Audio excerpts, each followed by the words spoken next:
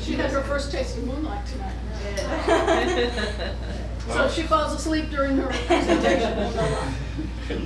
hurry up and then Steve will have the time for that. But welcome. Yeah, thank you all so much for having me. So I am the Whooping Crane Outreach Assistant, mostly focused within Indiana. Every once in a while, I get the pleasure of coming all the way down to Kentucky. But I focus on doing outreach, talking about our cranes that we have here in the Midwest and in North America, our Sandhill cranes and our whooping cranes. We're going to be talking mostly about their history today, but also a little bit about the biology of these species and how to identify them. So just to give a little bit of background on our organization, this is our mission statement. The International Crane Foundation, also known as ICF, works worldwide to conserve cranes, their ecosystems, watersheds, and flyways on which they depend. So you're probably less familiar with us. Most of our presence is going to be in Wisconsin, because that is where our headquarters is. At our headquarters, you can come visit, actually. We have all 15 crane species on display. It's a very neat place to go because it is the only place in the world where you can see all 15 crane species at once. So I definitely recommend it. But we work all around the world, all around the globe with all of those cranes for their conservation and making sure that they're here for future generations. ICF headquarters is in Baraboo, Wisconsin, which is located within the ancestral homeland of the Ho-Chunk people. We acknowledge and honor the Ho-Chunk people as caretakers of the land and water since time immemorial and as our neighbors, friends, and vital members of our community. ICF is dedicated to amplifying local voice and perspective in all the places where crane stands.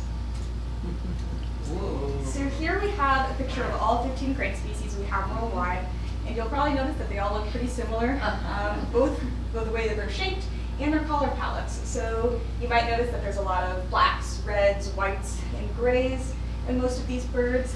Also, they have very elongated features. So they all have very long necks, and you can probably guess that these birds are very tall.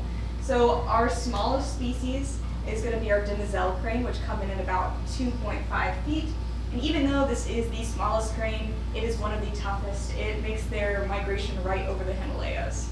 Wow. Meanwhile, our Saurus crane is our tallest crane, which comes all the way in at 6 feet tall. A pretty massive specimen. Where is it native to? I've never seen that one. The Saurus crane? Yes. That, he's mostly going to be located in India. Uh-huh. I think he also has some range within northern Australia. Thank you. You might notice that some of our cranes look a little bit different, like maybe our black crowned or gray crowned up in the corners. They have very small beaks, so these birds are less wetland dependent. They spend a lot of time in prairies foraging for their foods. They're going to be eating a lot of seeds, so they don't need those really long beaks like maybe our Saurus, our mottled, or our whooping cranes, which really rely on those wetland areas for foraging their foods. They're going to be digging their beaks around in these really muddy areas all day, so having that extra elongated beak is pretty helpful. Here in North America and in Kentucky, we obviously don't have all 15 species of crane. We just have two. We have our whooping crane and our sandhill crane. You're all probably familiar with our sandhill cranes, definitely hearing them up above you. You can often see them in agricultural fields. You can see them in wetlands. You'll see them in also like your own backyard occasionally. They will not be too picky about where they're going. Meanwhile, our whooping cranes are a whole lot more rare, so they are an endangered species. There's only 76 in this eastern flyway, which will pass through Kentucky here, so there's not too many opportunities to see them. They're mostly going to be located in those more wetland habitats, like Goose Pond, for instance, in southern Indiana. And sadly, the status of our whooping crane isn't all that uncommon with our other crane species. So 10 out of our 15 cranes are going to be either threatened or endangered. So the work that ICF does to conserve these species is incredibly important. I don't have time to get into all 15 species today, so we'll just be focusing on our whooping cranes and our sandhill cranes. And I want to go first into identification, because if you take nothing else away from this meeting today, if you can remember what a sandhill crane looks like and what a whooping crane looks like, then I feel like I've done my part and I can walk out of here confidently. So our sandhill cranes, also known as Grus canadensis, they are incredibly loud. Most of the time you're going to be hearing them before you see them, so getting their call down can be pretty helpful. I'm going to go ahead and play you their guard call first. So this is whenever these birds are in flight, they're going to be calling this a lot. Also, if they're on the ground, they might use it as an alarm call.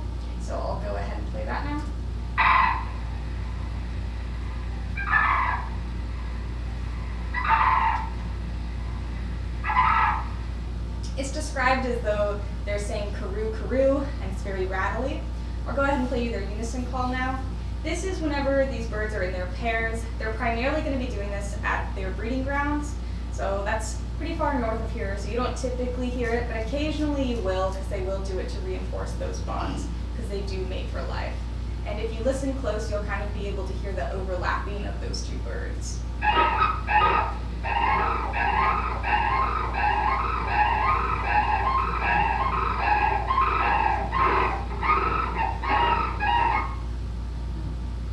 I don't super hear the karoo karoo. I always describe it as a pterodactyl from Jurassic Park. So here we have our sandhill crane. Whenever we look at it, the first thing I really want you to take in is that silhouette.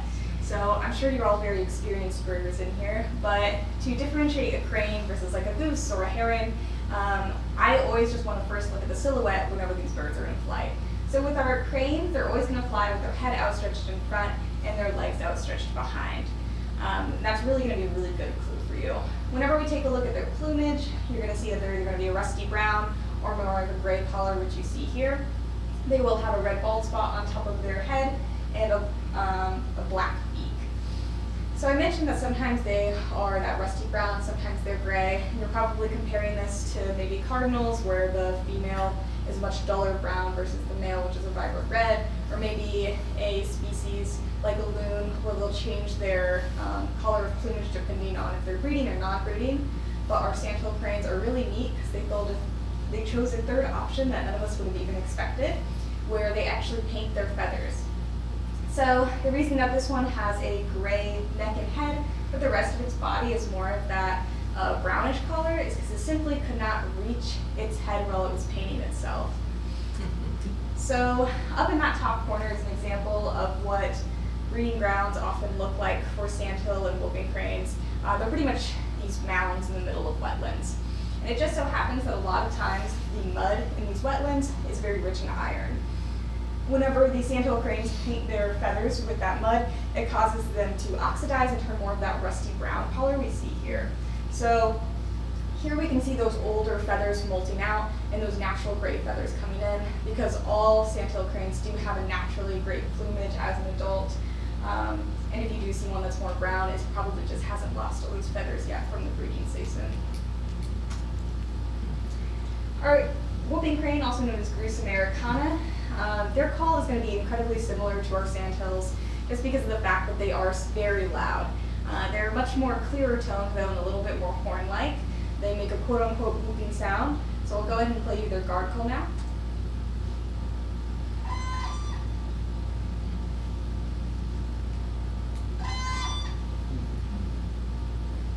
And now I'll go ahead and play you their unison call, which I will warn you is pretty loud.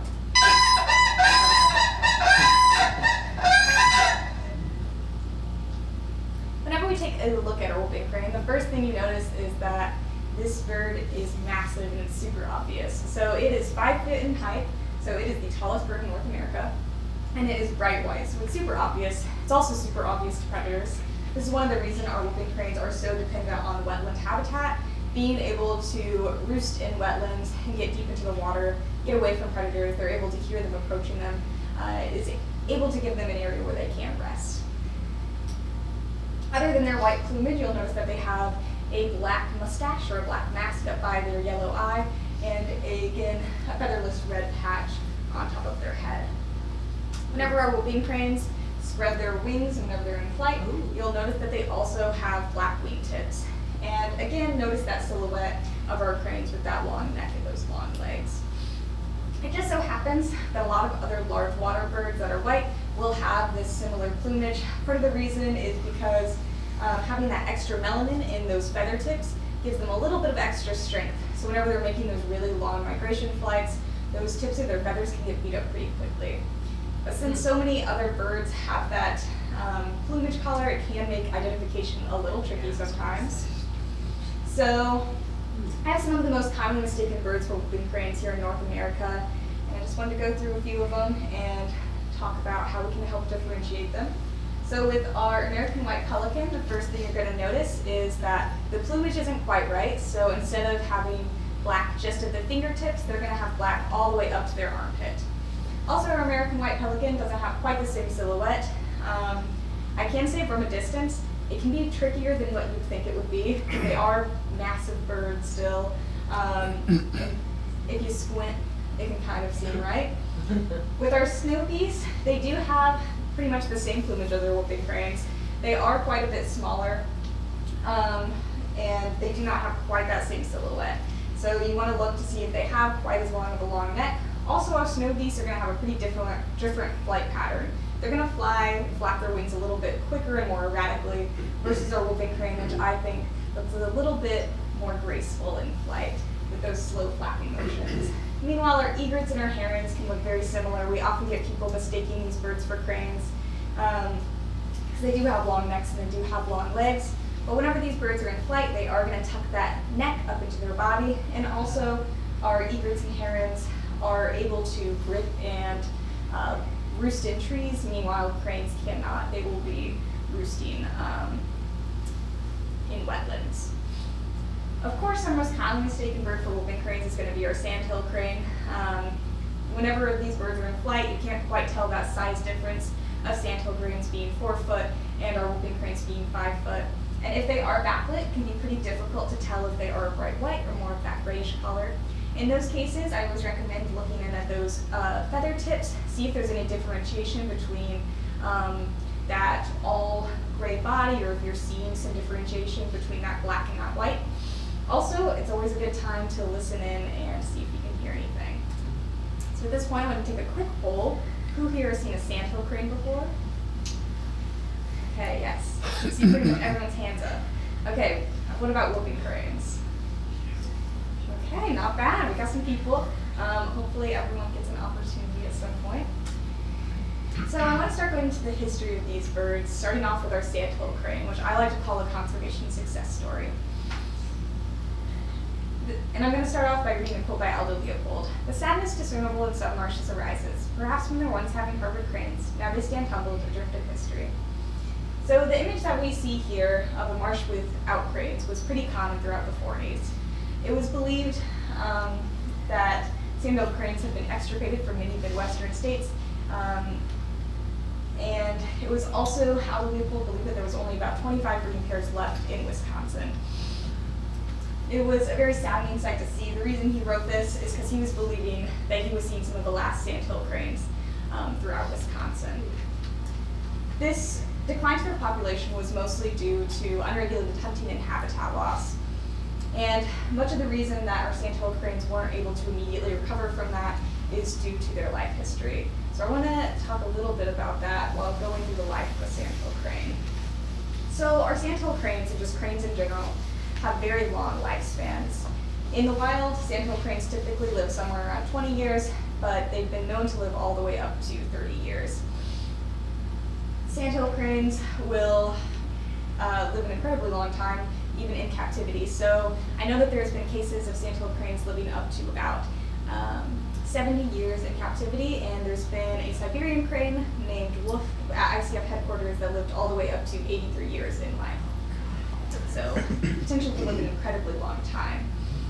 Whenever our sandhill cranes do lay eggs, they have very small clutches. So they usually only have a clutch of 2 eggs. And from that, they will usually only end up hatching one of them. So after 30 days, that egg will hatch into a chick. And raising that chick one at a time, after 80 days, that chick is going to fledge, meaning that it has strong enough flight muscles it can start thinking about those migration routes. Even though by the end of that year, that chick is going to look and blend in with an adult and have that fully adult plumage, it's still going to be another 3 to 5 years before our sandhill crane is fully matured and actually able to mate. And whenever they do mate, they will mate with one other bird for life, and the cycle starts back over. So as you can imagine, this life history strategy does not lend itself to a large population boom in a very short period of time. But luckily, we see sandhill cranes pretty much all the time now. They are one of the most plentiful crane species. There is believed to be 800,000 sandhill cranes in the world, and that's a pretty low estimate if we're being honest. Just east of the Mississippi, we get about 100,000 sandhill cranes, and passing through this eastern flyway can see 60,000 to 80,000 cranes yearly. We have 3 subspecies of sandhill cranes, our lesser Canadian and greater. Here we just get our graders. Our lesser and Canadians are going to be off to the west of us. And we do have 3 non-migratory populations, our Cuban, Florida, and Mississippi. These populations are not doing quite as well as our migratory. Our Cuban and our Mississippi are both considered endangered, and our Florida, I believe, is state endangered. So whenever we take a look at our migratory, you'll notice that they stretch all the way up to Asia, actually, sometimes for their breeding range. And most of the ones that we're seeing here in the Midwest and in Kentucky are going to be breeding up in Canada or in the Wisconsin area primarily. And then they will come down and they'll winter throughout Indiana. Some will winter in Kentucky, not too many, Tennessee and Florida and Alabama. There's primarily going to be 3 locations where you can see sandhill cranes. That's going to include wetlands, which is the most obvious answer. So here our sandhill cranes are going to be feeding on crawfish, fish, roots, tubers, bugs in the ground, all sorts of things. And they also will need to roost at wetlands every night. So similar to how I was talking with those whooping cranes, being able to rest in these areas surrounded in water gives them a chance to fear predators if they're approaching. The next most common area you'll probably see sandhill cranes is in agricultural fields. So it's not uncommon whenever you're driving around county roads and farmland for hundreds of sandhill cranes to be scattered along these fields. A lot of times they'll be eating corn kernels that were left after harvest. So corn is incredibly rich in carbohydrates, so it is a great food source for our cranes for their migration. And the third area you might see sandhill cranes is, of course, just in your backyard. They are like any other wildlife. They're going to go to wherever they find food. Here they happen to find a bag of chips that they're eating.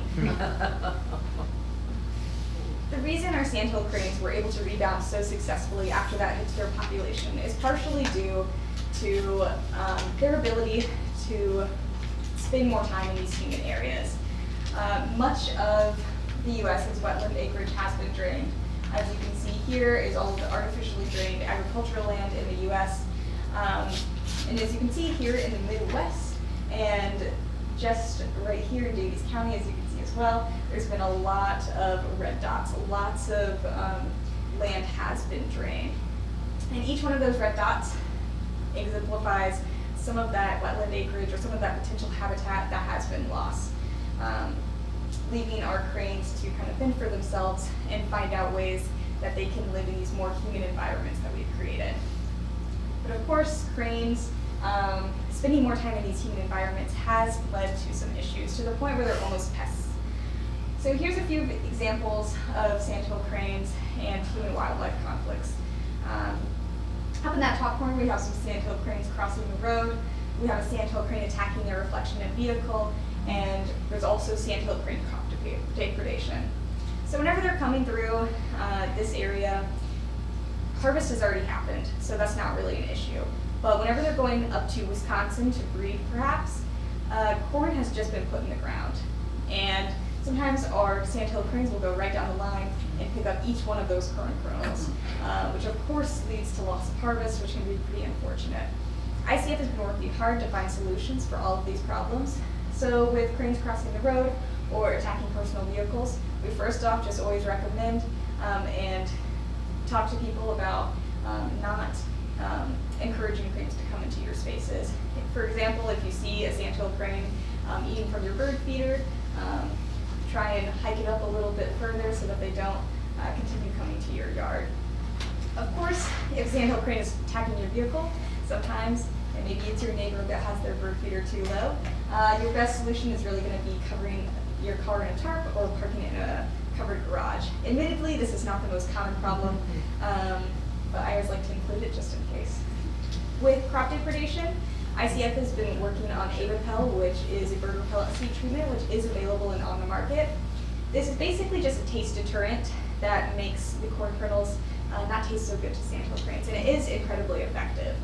At this time, it is not the most popular choice for farmers, so we're working hard to make this a cheaper option and easier to apply in the future. That way, this can be their go-to option. whenever they are experiencing crop degradation. Even though sandhill cranes are one of our most common crane species, there's still those endangered, threatened, and declining populations. There's also sandhill crane hunting seasons, and urban expansion, land conversion, and challenges to the Clean Water Act is, of course, always a threat to our wetlands. We often get questions about wind farms and their effects with collisions with cranes. The one good news is that cranes don't really have that issue. There hasn't been many collision cases. So most of the time, any issues with wind farms is going to go back to land conversion if this is going up in the area which was once habitat that can lead to issues, and also expansion of high voltage lines.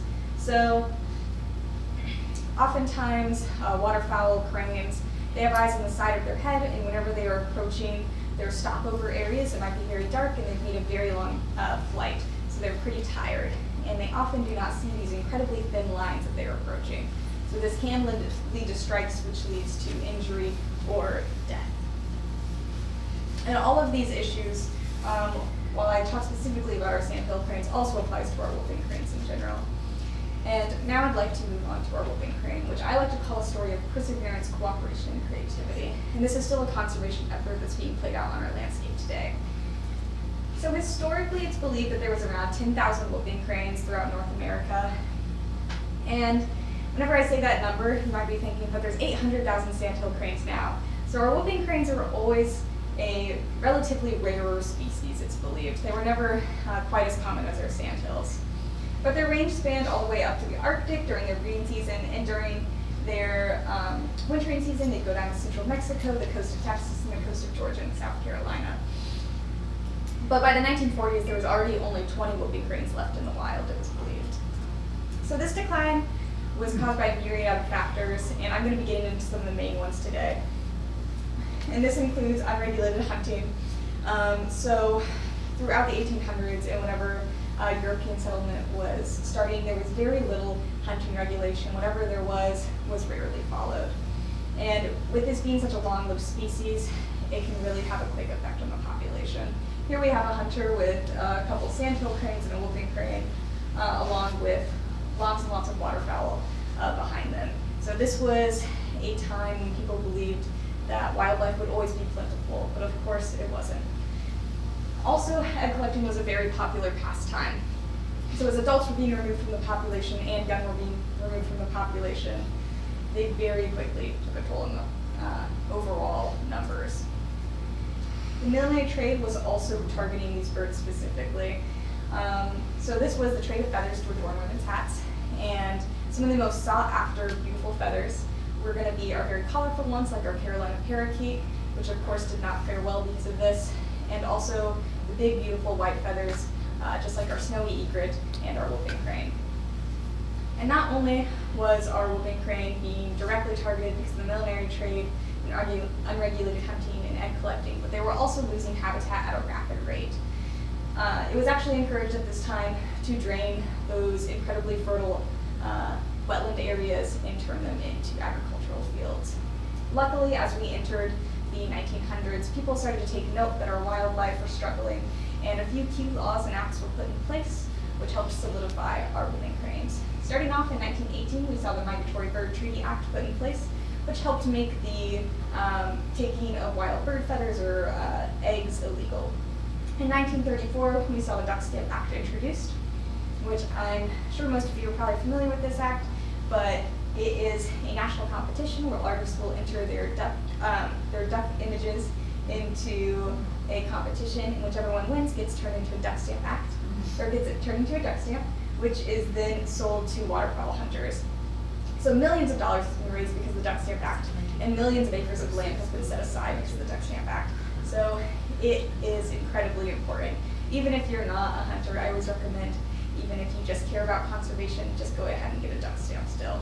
In 1966, we saw the refuge system introduced, which helped set aside valuable land for wildlife. And here I have Aransas National Wildlife Refuge highlighted, and this is a very popular wintering ground for our whooping cranes in the coast of Texas. In 1972, we saw the Clean Water Act introduced, and this helped revolutionize clean public water, and of course, helped solidify our wetlands. And in 1973, we saw the Endangered Species Act introduced, in that very same year our whooping crane was listed. So nowadays we have our historic population and 3 reintroduced populations. So our historic population, as you can see, it is that single flyway from Wood Buffalo National Park to Aransas National Wildlife Refuge. It has shrunk dramatically from that first figure I showed you. From that population, we have reintroduced 2 non-migratory populations and 1 migratory. So our first non-migratory population, the oldest one, is going to be in Florida. This one only has a few individuals. The habitat was too unstable, so it is no longer really a suitable area for whooping cranes. So that project has been halted. In the coast of Louisiana, there is a 2011 reintroduced population with about 70 individuals. And highlighted in orange there, I have our eastern migratory population, which is what we see here. So this population will breed up in the Wisconsin area, and then they will come down and they will winter throughout Indiana primarily, and then Alabama is their next largest area for wintering. And just a couple will make it all the way down to Florida. And this population was reintroduced back in 2001. The process of reintroduction is long and arduous. I have it complicated into just 3 simple steps here I'm going to take us through, starting off with breeding. So getting down to just 20 individuals back in the 40s, breeding and just keeping those genetics in mind has been super important. So we do a lot of work trading with zoos, making sure that we are making the most robust population of whooping cranes possible. After breeding, it's time for rearing, and rearing we're going to use 2 techniques. So ideally, what we always want to do is have those chicks raised by other whooping cranes. Sometimes we end up having more chicks than we have adult whooping cranes to raise them. So in those cases, we had to get pretty creative with how we were going to solve this problem, because whooping cranes do exhibit imprinting, meaning that they learn rapidly whenever they come out of the egg. They don't necessarily know that they're whooping cranes. They don't know how to feed, how to take care of themselves, where to go. And if a human were to raise them, they would think that they were human. So we ended up implementing posture rearing, which you can see here. And it looks pretty silly, but if you can imagine if you're a chick looking up, you can kind of see how it starts to come together with that all-white body and that puppet hand. And on the other hand, we have a black wingtip, which is typically going to be tucked up underneath the armpit. But whenever they're showing the chick how to flap their wings or how to fly, anything of that nature, they're going to go ahead and reveal that. And it has been pretty successful. Our agriculturists and our biologists take this incredibly seriously. Whenever they're in these suits, they do not talk, and they will actually play this contact call, which I'll go ahead and play now, which is just sort of a brooding call, which reassures the chick.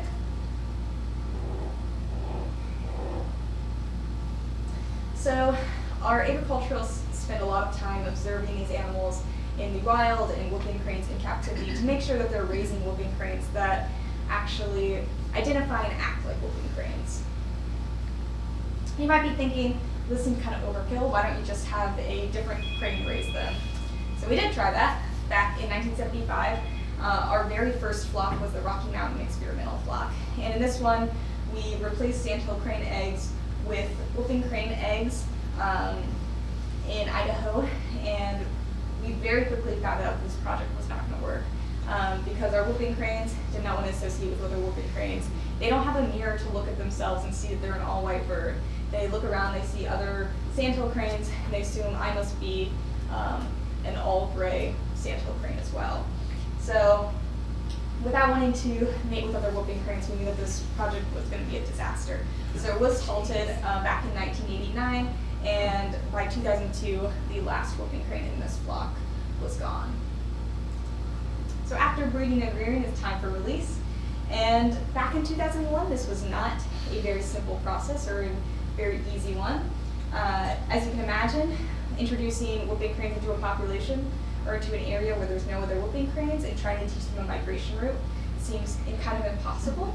So we ended up using costume rearing techniques once again, where we actually had biologists in the costume rearing outfit board ultralight planes and fly those whooping cranes down with them following behind.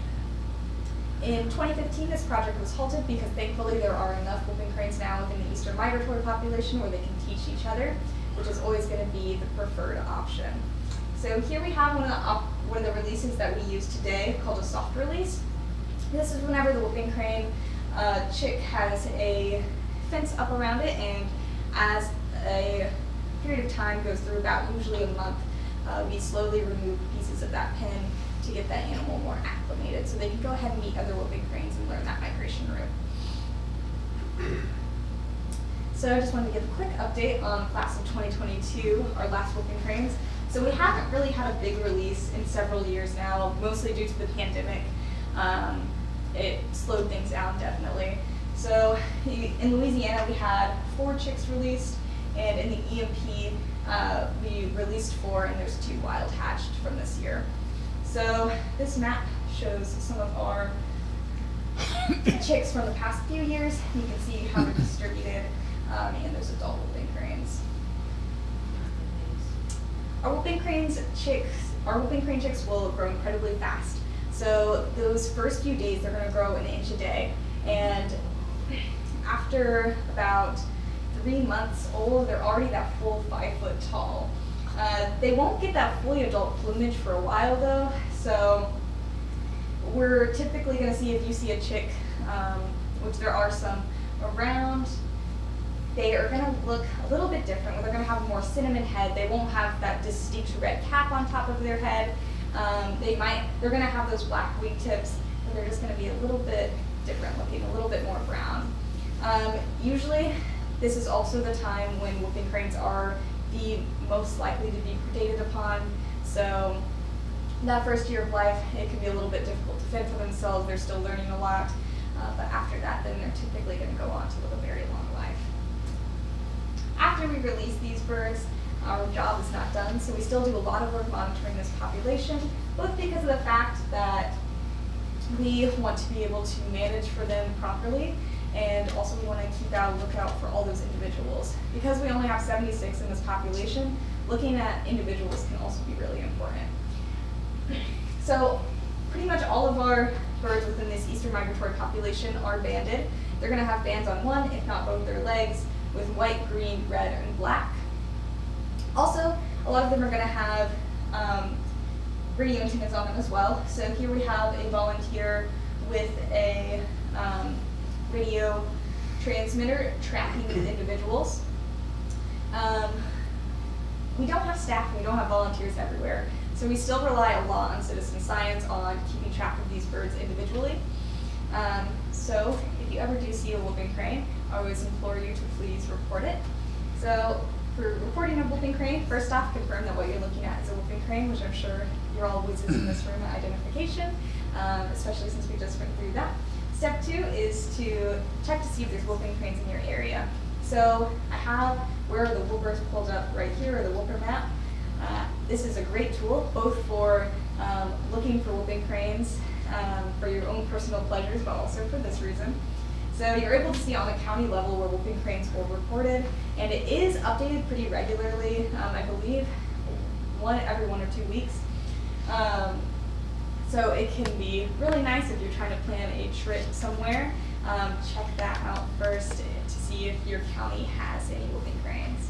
And step 3 is to go ahead and report your sighting at bandedcranes.org. This is a super easy process. It pretty much just takes your location, and you'll put down those band color combinations. Even if you didn't see the color combinations fully, you just got maybe one leg, go ahead and throw it in, and we can have somebody else look at that. Anything's really helpful. Citizen science has given us a lot of information. So here are maps that were created through citizen science, and you can see how they've kind of also informed our opinions and our thoughts on whooping cranes and their migration routes. So you can see in December, as these birds are finding their wintering locations, even though we had originally taught this eastern migratory population to migrate all the way down to Florida, there's only like 2 individuals now that will actually go down to Florida. Most of them are stopping short up around the southern Indiana area, and the Alabama areas are the most primary locations, but also scattered throughout Kentucky, Tennessee, and Illinois. We've also found that their breeding range is changing a little bit. So in this map, of June, you'll see that whooping cranes are kind of starting to spread out into Michigan and off into Minnesota as well. So historically, they were all placed right in Wisconsin for their breeding season, but they've started to spread out a little bit.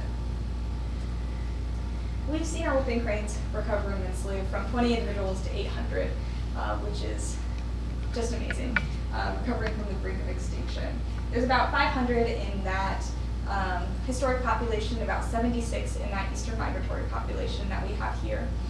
And this is really just a testament to how communities and scientists and governments can come together to save a species. But there's still a lot of work to be done with our whooping cranes. So, two of the largest threats to whooping cranes are power line collisions and poaching. I described power line collisions a little bit whenever I was talking about Sandhill cranes, about it can be very easy for them to run into those lines, and it's often right around very popular stopover locations where there's lots of birds coming in at once. So our best solution for this is working with power line companies to try and get those lines buried along those popular stopover locations. Sometimes this is not feasible, so our next best option is going to be using what you see here, which are flight diverters. And I also have an example up here, which I can show you guys. But they're basically just devices which will clamp on over top power lines and wave around, catch the light, make it a little bit more noticeable for those cranes and those other water birds passing through the area, so they can go ahead and avoid those. Our biggest issue with whooping cranes is poaching. So they've made up about 11.5% of mortalities of adult whooping cranes, which is incredibly unfortunate because it is a preventable problem. We found that right as our reintroduced populations, both in the EMP and in those non-migratory ranges, were reintroduced, the number of poaching cases spiked. So as you can see here, our EMP cases are in gray, and our next largest is our Louisiana non-migratory population in blue. A study was done to find the causes and the motivations behind these poachings, and it was found that in pretty much most all of these cases, it was not hunter related. So these are not cases where people are mistakenly IDing these individuals. This is commonly what a poaching incident is going to look like with whooping cranes. So as you can see here, they're on agricultural land. It's typically private land. The whooping cranes are very easy to identify, and they're usually right next to the road. So it's not uncommon for these cases to happen with people, without people ever leaving their vehicle and using a high-powered rifle to shoot these individuals. I want to take you through the case of Jeff G. Blatchford. So this was a 25-year-old man that's from South Dakota. In 2012, he shot an adult male whooping crane. Whenever he was being questioned about this, he readily admitted to the crime, and he said that he did this sort of thing all the time. He said that he would shoot ducks in ditches and hawks off the power lines. And whenever he was being questioned, he said, "I've never shot an eagle," which was interesting because no one had asked him if he'd shot an eagle before, but he wanted to make sure that they knew that. Either because of the fact that eagles hold a special place in our hearts as our nation's bird, but also because of the fact that eagles come with a very hefty price tag. They are protected by the Golden Bald Eagle Protection Act, so a poaching case for them is not going to be a cheap one. Unfortunately, our whooping cranes just do not have the same protection as our eagles do. So that's what ICF is working to do. We talk to groups like this one today, and I talk to K-12 groups, and I'll talk to hunters, asking people to be our eyes and ears on the ground, watching out for these birds. Here is a map showing all of the poaching incidences which have happened here in the EMP. There's been about 15. So the bulk of them have taken place in Indiana. There has been one in 2013 in Kentucky. So what can we do to help cranes? First off is just to make sure that you know how to identify these cranes and look for them safely on your landscape.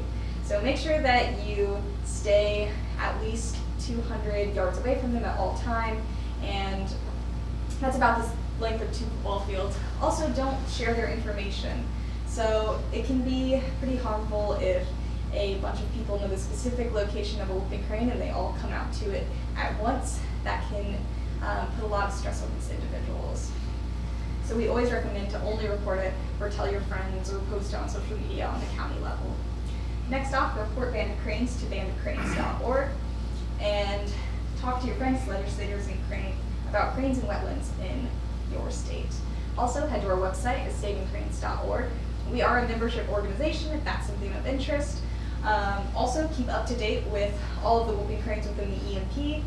We do monthly updates on them. And you can hear a little bit more about our organization and what we've been up to all around the world.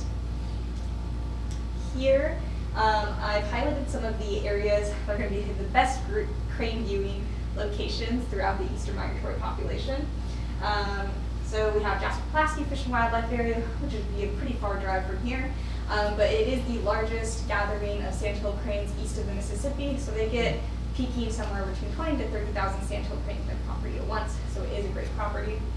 Goose Pond Fish and Wildlife Area and Wheeler National Wildlife Refuge are the two biggest wintering locations for our whooping cranes. So while they don't have quite as many sandhill cranes, they are going to be a great opportunity to see whooping cranes. The Hiwassee Wildlife Refuge and Muscatatuck National Wildlife Refuge are both great locations for sandhill crane viewing as well. And coming up soon, we will also have Marsh Madness, which is a Sandhill Crane Festival hosted by the Friends of Goose Pond and by the DNR, and it will be held at Goose Pond Fish and Wildlife Area in Linton, Indiana. Great opportunity to see some cranes and also hear a little bit more about what the DNR has been up to with management of that property. So does anyone have any questions? What was the date for Marsh Madness this year? Yes, February 25th. February. Yeah, it'll be a Saturday. Could you describe what that's like? Yes, definitely. So Marsh Madness is going to be held in pretty much two locations. There is a more festival building, is what I call it, in the Roy Clark building in Linton, Indiana. So they're going to have a raptor show, and they're going to have live amphibians, and they're going to have a food truck and more like festival type things. I think they're also doing like squirrel feeding, squirrel builder feeding and stuff like that. Some more craft activities and an art show. At Goose Pond Fish and Wildlife Area at the Visitor Center, the International Crane Foundation will be doing a talk pretty similar to this one. Also, our mascot Hope, who is basically a big bird if she was a whooping crane, will be visiting, so come meet her.